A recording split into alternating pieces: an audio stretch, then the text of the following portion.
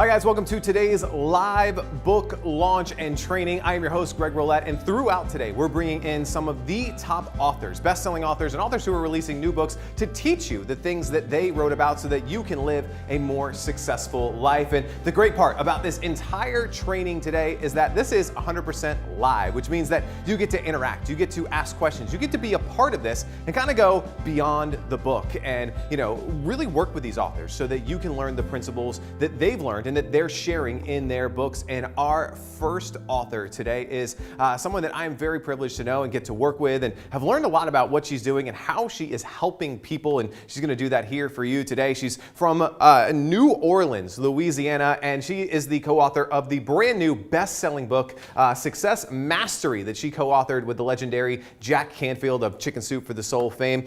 She is a mythologist, which we're going to learn more about here, a humanitarian, and yes, she is a best-selling author. So please welcome to the stage my good friend Nina M. Kelly.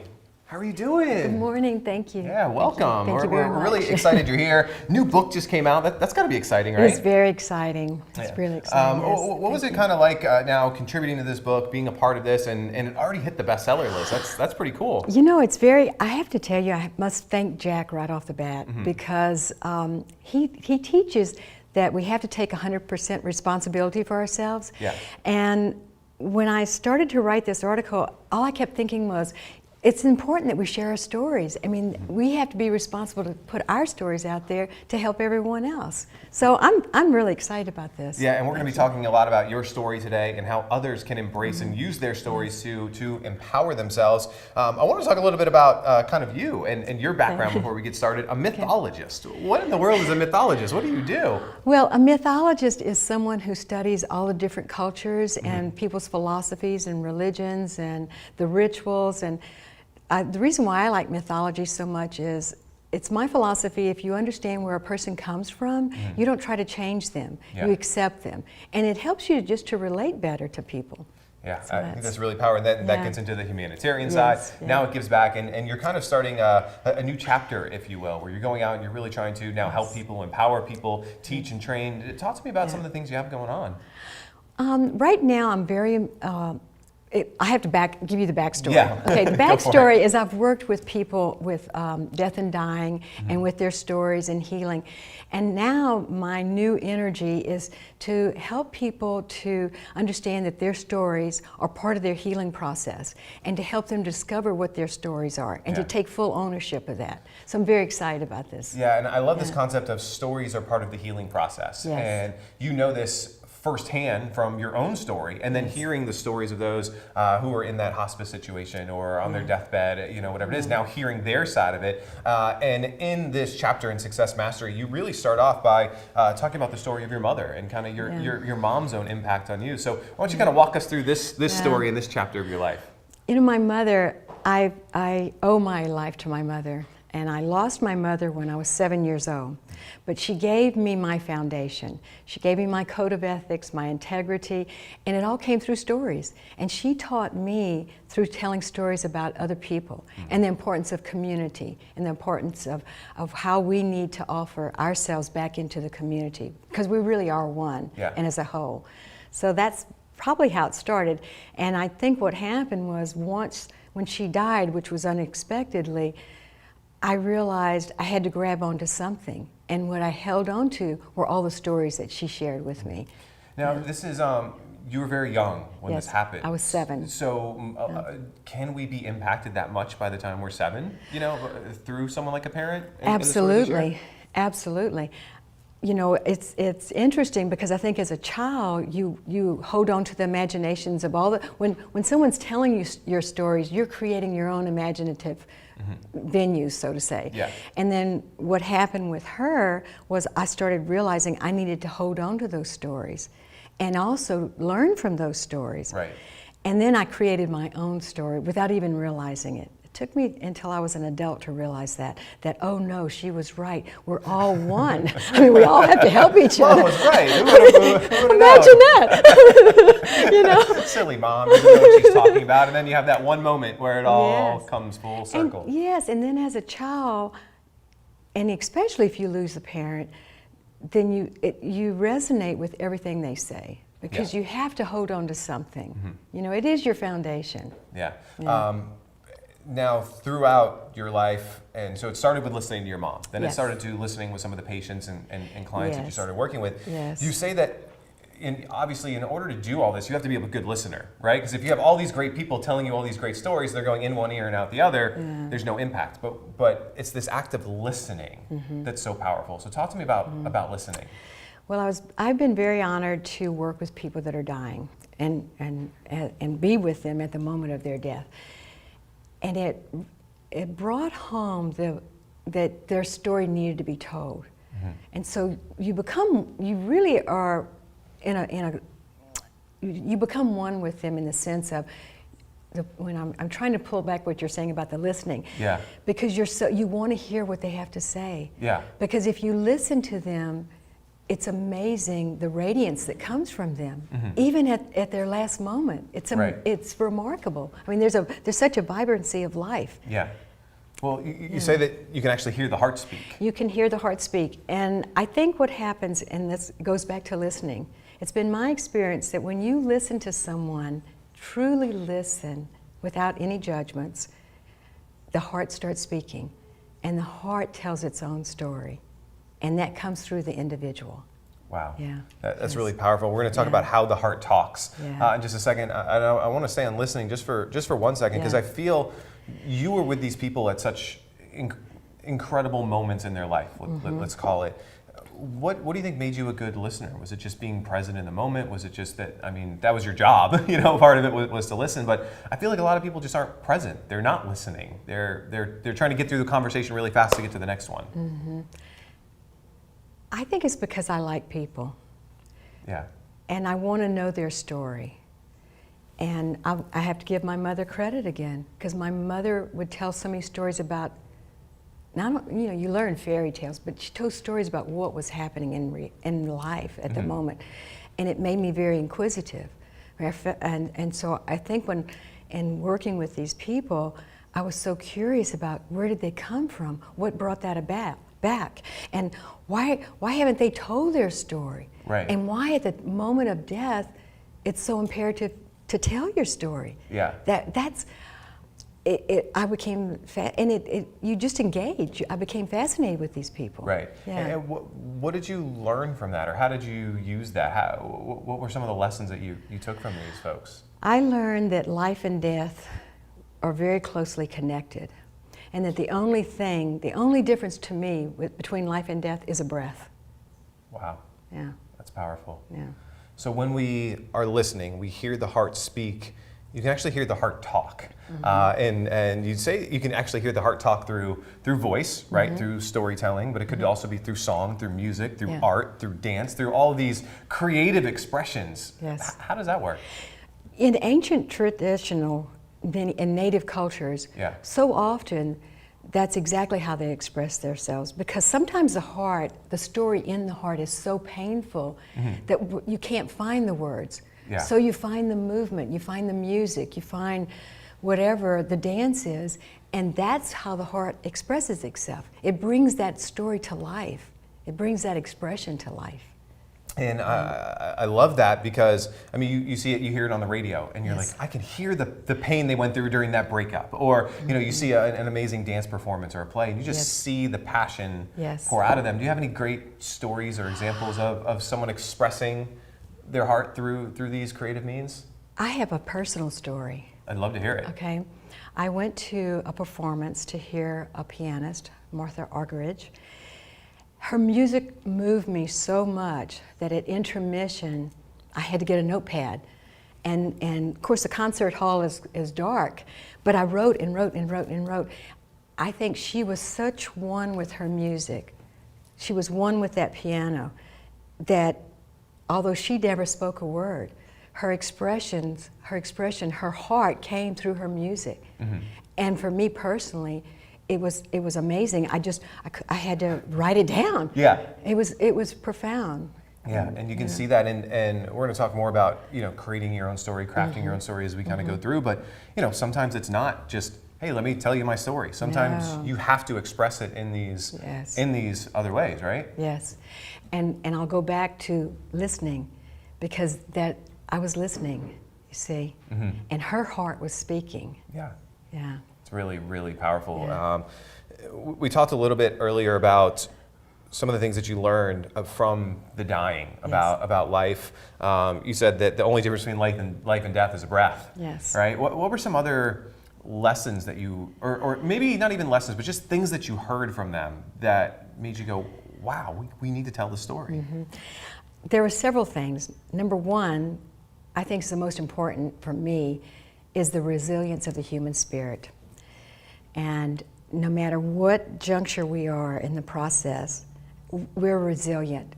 And we're resilient because we have to tell what's inside of us. You see, it wants to live. That's number one. Number two, I think that it's been my experience that at the time when someone was just about to die, there was such a life that came over them, the life in their eyes, because someone was listening and someone cared enough to hear. There was something they felt that they needed to share. And I see so many eyes now. I see so many eyes that even as weak as the body was, their eyes were vibrant. Right. And there was such a life there. And there was such a joy, like I can tell what's in me. And I thought that was profound. Had they never shared these stories before, or they were just tucked in, or just they didn't have anyone that would listen to them? Yes, I think that's the key. We're very busy in our life. We're busy we're rearing our children, we're being professionals, we're being adults, we're being parents, et cetera. Everything. We're everything. Yeah. You know? But there comes a time in life that you go, what's really important? And life is what's really important. See, the moments, those special moments. And what kind of stories were they sharing? Just stories about their life? Were they sharing about experiences, the people that they were with? I mean, what were some of the commonalities between the stories? Well, I go back to the heart. There were so many stories of individuals saying, I didn't tell someone goodbye. I didn't tell someone I loved them. I didn't even tell how proud I was of, my child or my parent. There were these stories of, I want to express this. And there were also the stories of, what did I learn that I can also share with the world? I thought that was very interesting, because even at the moment of time someone wanted to die, they wanted to give back to the world. Yeah. It's it's one of those, like, what's the meaning of life? Well, I mean, to me, as a parent of two young boys, we were talking before we went live, like, to me, that is the meaning of life. How can I help them? How can I give back by doing things like this? Like you writing in a book, writing a best-selling book, getting that message to people. That's kind of your way of expressing yourself, and you're not waiting until the last breath in order to do it. Unfortunately, all these folks waited. Yes. But you see, I call that a left-handed gift. See, when my mother died, it's not one of those gifts you want. Right. But it's one of those gifts that are given to you, so you appreciate moments. And that's been my gift. And it's not one I'd sign up for, Right. but it teaches you. It teaches you, 100%. and I think that's what matter of fact, I know, in being with these people, that they went, I've got to give something. There's still more I want to give. Yeah. That's beauty. And then that also goes back to the resilience you talked about earlier. I'm not ready to give up yet, because I have to give. I have to give back. I have to contribute to the world. Yes. So we talked about this side of kind of these folks towards the end of their life. The exciting part is the folks at the beginning of their life. Yes. The power of a child's imagination. This is something that you wrote about in the chapter you've been writing about for a while. Yeah. Why are we talking about a child's imagination here today? Well, children are free. And they come into this world with this huge lens. Yeah. And they're so creative. So my passion is when you have children that maybe have health problems, to help them to create through their own imagination, create their own stories, and for them to heal themselves, to be part of the process of healing. Yeah. There are many, in New Orleans we say it takes many ingredients to make a good gumbo. Well, that's the same thing with healing. It takes many ingredients to make a great gumbo. Same with healing, is that the imagination of a child. I mean, they can create their own selves as, I'm healthy and I'm strong and I'm vibrant. And that just helps with all the other modalities that they use in the healing process. Yeah. So what can we learn from them to apply into our own healing process? How do we get back into that child's imagination? Because I got responsibilities, I got stress, I got bills, I got work. I can't just set up an imaginary world and play Legos today. Why not?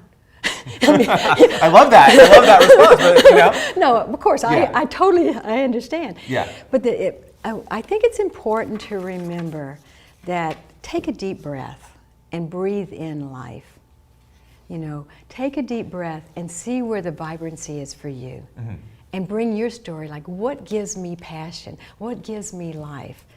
Because you're right, you have a wife and children and business responsibilities, but that doesn't mean that you can't dance through life, right? That you can't sing through life, because it sure makes it a lot easier.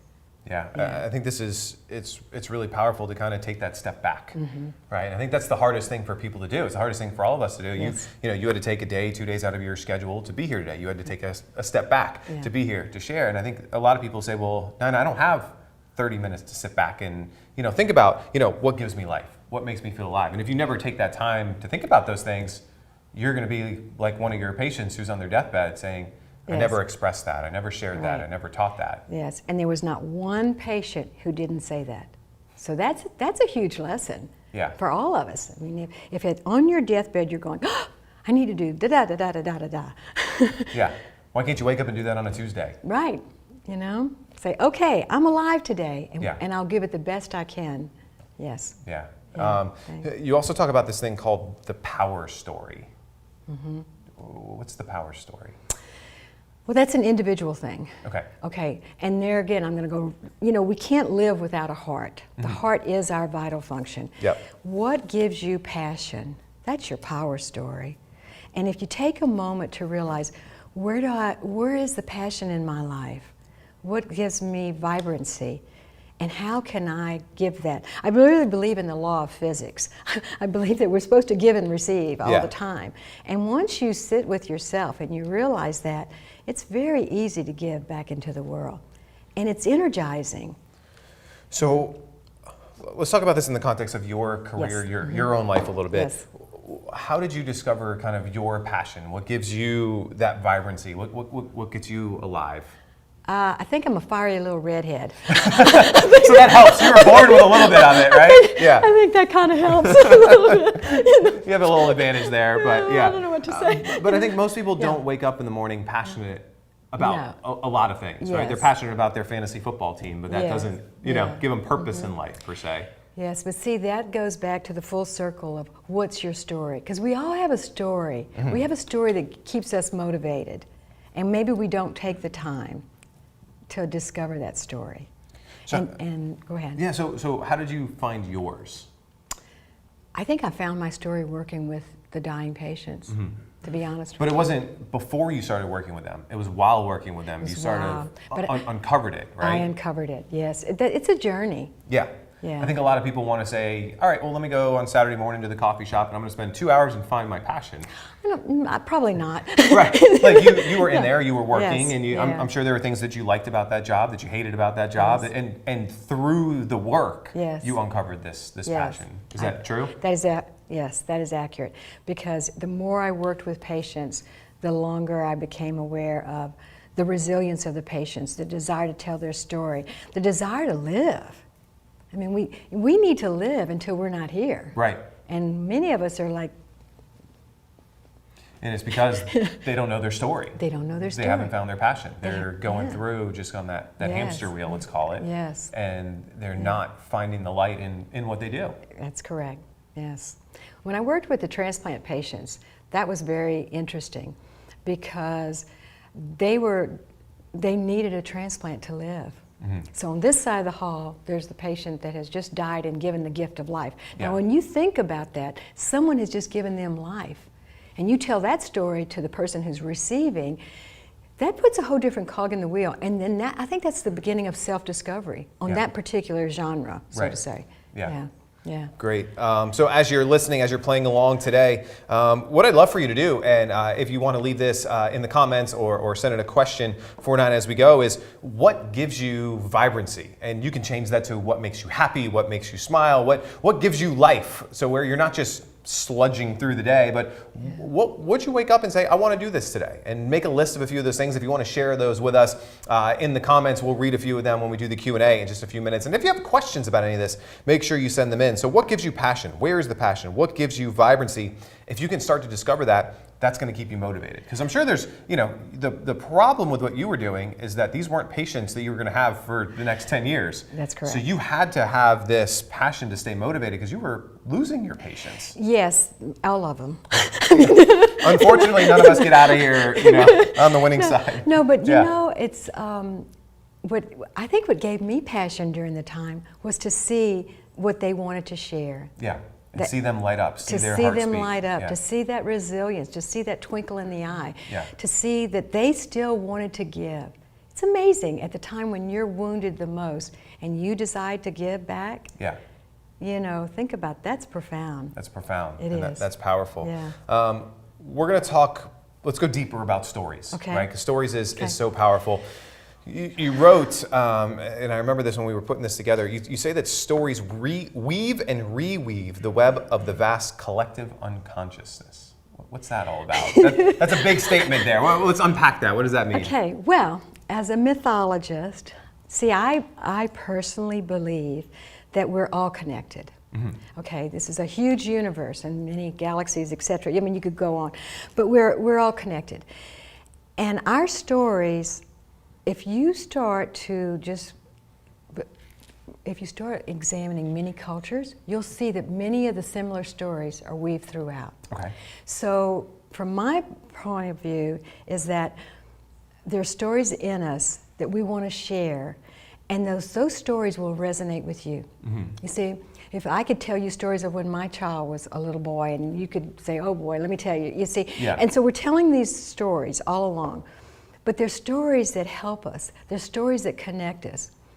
And we're a community. Mm-hmm. I mean, we are under this big essence of we're here together to make this a better place. And the more we understand that and relate to that, the more powerful our stories become. Right. You see? This is cool, and so I'm going to ask a question now because I want to know. Okay. Is this kind of how most stories, whether it's a movie, a TV show, a plot, they're generally the same.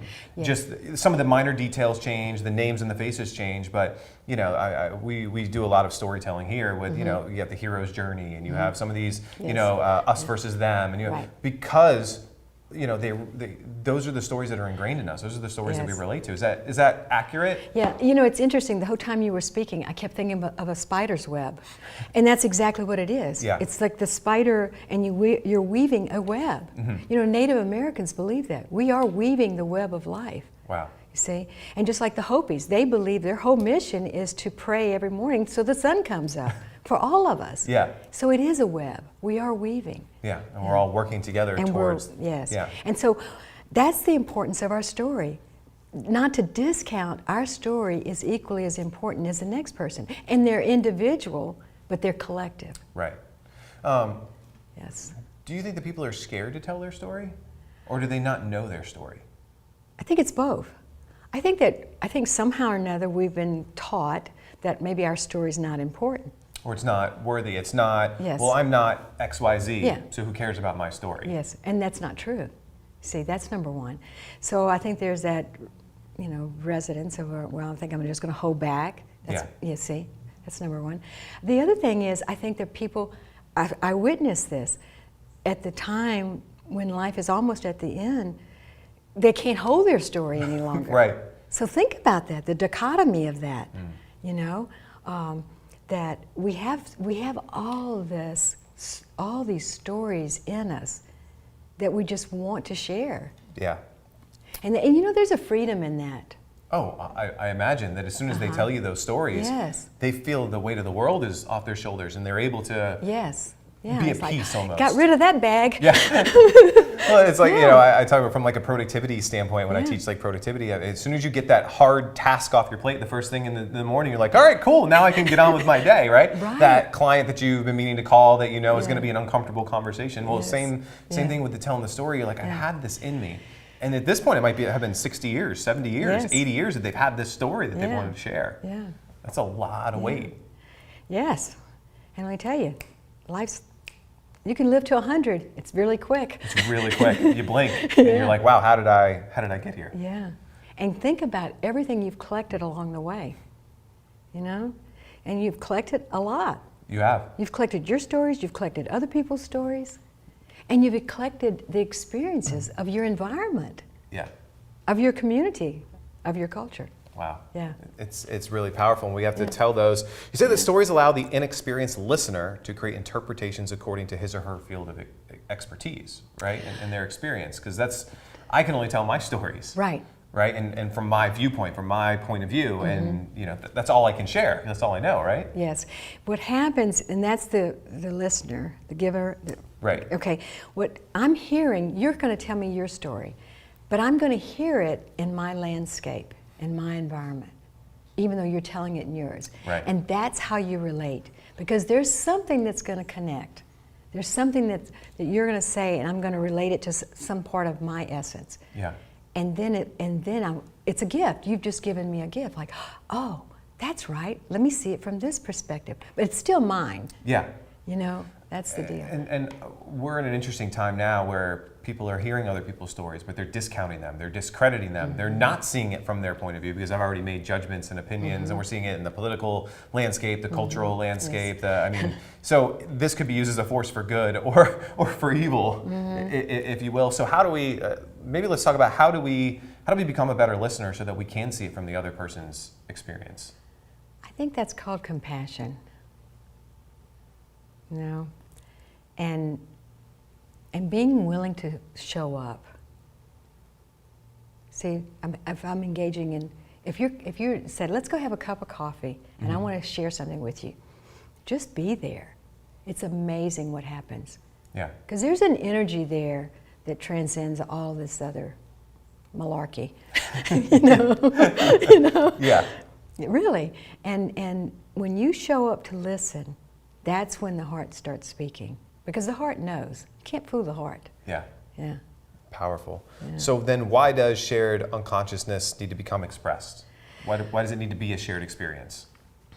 You know, I'm thinking about the weather these days with the hurricane. Mother Earth is very powerful.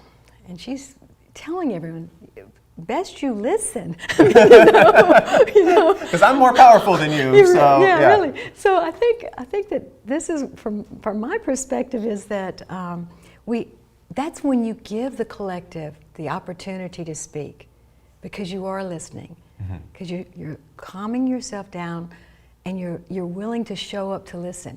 And when you do that, that's when the collective comes in, and that's when other things transpire. Yeah.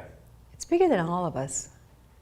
Yeah, I love the analogy of kind of the spider web and just everything being interconnected. That makes it bigger than all of us. Yes. Right? Because we have this tendency. I mean, we're human beings that have to worry about our own survival, our own success, and we're not always thinking about the butterfly effect or how what I do when I'm spinning my web over here. How does that affect you over there? And when you start to have that perspective, when you start listening to others, when you start having those shared experiences, you start realizing that what I'm doing here is affecting other people. What we're doing today, there's people all over the world watching this. We don't know that what web they're going to spin because of it, and that's why I love what you're doing now, giving back and sharing your story, because you don't know how that's going to impact someone or how it's going to make them feel or what change they're going to make or who they're going to go listen to today. Yes, yes, and if you take it from a medical perspective, the story that's residing deep within us is your healing story. See, and so giving it permission to come alive, giving it permission to speak. Yeah. Wow. So the $1 million question, as we start to wrap up today, Okay. Where do we start? Do we start as the listener, or do we start gathering our story to tell our story? Oh, I think it's both. I mean, I think that obviously, when you're speaking, I need to listen, which and vice versa. Hopefully, But also, the whole time you're listening, you're gathering. Yeah. Let's go back to the native cultures again. There's the hunter and the gatherer, and as you're listening, you're taking things in, and then it also gives you permission because it gives your story the vibrancy to come alive. Your story is like, wait a minute, I have something to say too. Yeah. And see, the moment you give your story permission to come alive or to resound, that's the beginning of the healing process. Yeah. It really is. Powerful. Yeah. An action step that I have for all of you who are watching right now, watching this on the replay, is to have one conversation today where either you are the listener or you're sharing that thing that you've wanted to get off your chest for so long. I think if we can start there, if they just do that one simple thing today, it's going to compound. You're going to start to see it. Because if I can listen to you and have a great perspective and we can have that shared experience, I can do it again. And I can do it again. And if I can tell you one story, well, guess what? I can tell another one. I can tell another one. But it starts with that first interaction. Then, Nina, as we begin to wrap up today, where do we go from here? So you've given us a really good background. You've given us a lot of lessons, a lot of great things I'm going to recap in a second. But where do we go from here? You know, right now I'm so interested in the medical world and the medical and healing. So from my perspective is have someone to hear you, just like you said. Have someone to listen. And then the other thing is spend some time with yourself being compassionate and come from the heart and put no judgments on your own story. And then let that story come alive and then give it back to you so that you can embrace it to heal yourself. It's an incredible life force.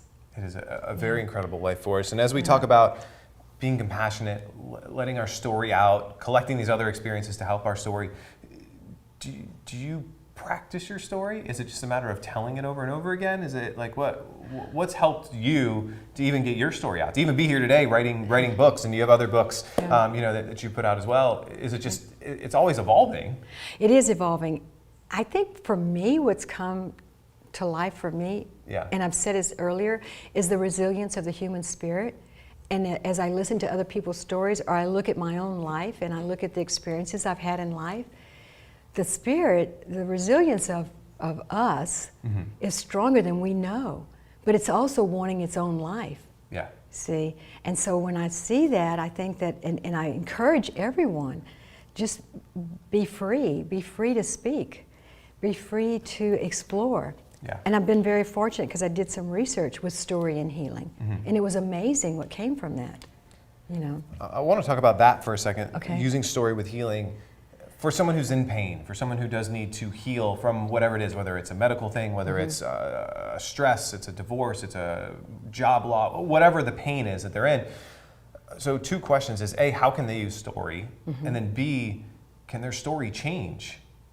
Because who they are that got them there might not necessarily be the story that they have later, right? Because the story you probably told yourself at 7 when your mom passed away is different than the story you told yourself as an adult about your mom, I'm sure, right? So our stories can change, right? Yes. Well, remember the web. The web starts off like this, Yeah. then it gets like this. It just keeps growing, it keeps growing. Yeah. Right. And so the story, and it's been my experience, you're right. When I was 7 years old, I'd lay in the backyard and go, well, where are you? You see, that's a whole different venue than, oh my goodness, look what she gave me. Look at all the tools she gave me. Yeah, she empowered me as opposed to she left me. Right, yeah. And so you take that, for me personally, I've tried to look at every experience. Some are hiccups, you know, some I wouldn't want to go back and revisit. Yeah. But then there's others that I'm going are real, but they're blessings in disguise. They really are, because you're gathering, and it gives you the freedom to realize the ocean does not stay stagnant. The ocean is always moving. Well, we're very much like the ocean. We are constantly moving, and that's called life. So I think with your story, it's been, when I worked with patients, we always went back to the heart, a heart of a story that you could give yourself, something that you could receive and you could love yourself through your own story, you see? And that's the freedom, that's the healing, that's the beginning, and it doesn't have to stay the same. Yeah. And I'm going to look with a different lens anyway than you will. Right. Yeah, I love that analogy of the ocean. It's always moving, we're always moving, it's life. But if we're always moving, that means we can change directions. Absolutely. You know, if your life's not going in the right direction, you do need to heal. Well, guess what? Instead of going this way today, let's go this way today. You have that power, that ability, and it's all about the story you tell yourself. That's correct. Yeah. And it doesn't have to be a story that you think anybody else accepts, because it's your story. Yeah. You know, I remember when I was working with the patients, every patient that I worked with, I asked them to create a story that when someone gave them something, they could accept totally, unconditionally. Every story was totally different, but it was very powerful to the patient. Yeah. See? And that was something they held on to, that they could resonate with. Yeah. So someone's been watching today, they've been listening, they want to learn more about what you do, how you can help them.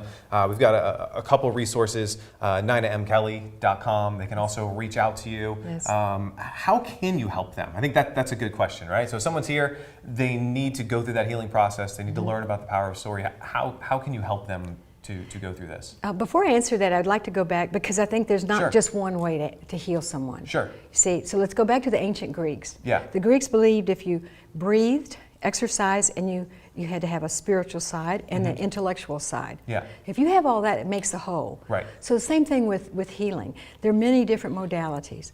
And my perspective, the gift that I have to offer, is working with someone, identifying a story that can help, then use story and images to create a part of the healing component, which is only part of the component. Right. It's not the whole, because you don't want to, modern medicine is modern medicine.